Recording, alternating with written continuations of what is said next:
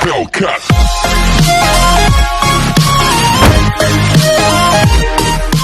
Bagong apps ngayon na nagpapasikat sa pag-redeem ng diamond sa Mobile Legends. Kung bago ka lang sa channel ko, please subscribe to YouTube channel para updated ka sa mga ilalabas ko pong mga video. So tara, let's go! First, pupunta muna tayo sa Play Store. Search HTML website inspector.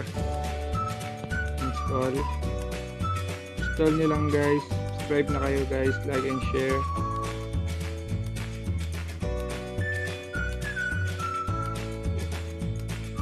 Hindi na yata siya mag-delete lang.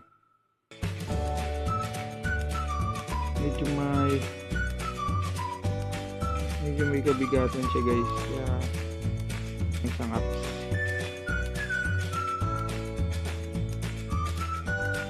Ayun. Hintayin lang natin yung isang linggo yan. Ayun na guys. Pagkatapos nyo ma-install,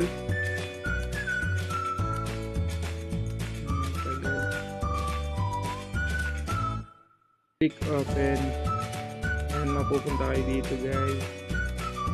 Allow. In-search nyo lang guys Photoshop at sa redeem diamond sa Mobile Legends.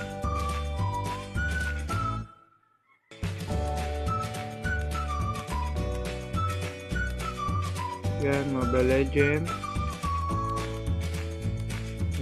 Enter nyo lang yung ID nyo, tapos yung zone ID nyo,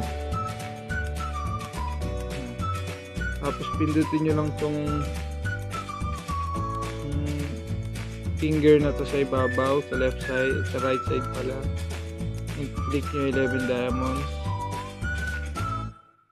palitan mo siya ng 500, and yung click mo tong back sa taas. Yan.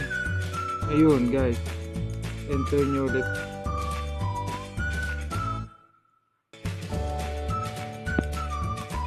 yung ID nyo sa Mobile Legends, and click nyo yung 500 yun. Globe, sa Globe 10 pesos lang yung babayaran nyo. Smart, Gcash, wala siyang Gcash, Paymaya. Ayun lang guys. So ako babaya sa Globe, 10 pesos Globe. Ilagay nyo lang dito yung Google nyo.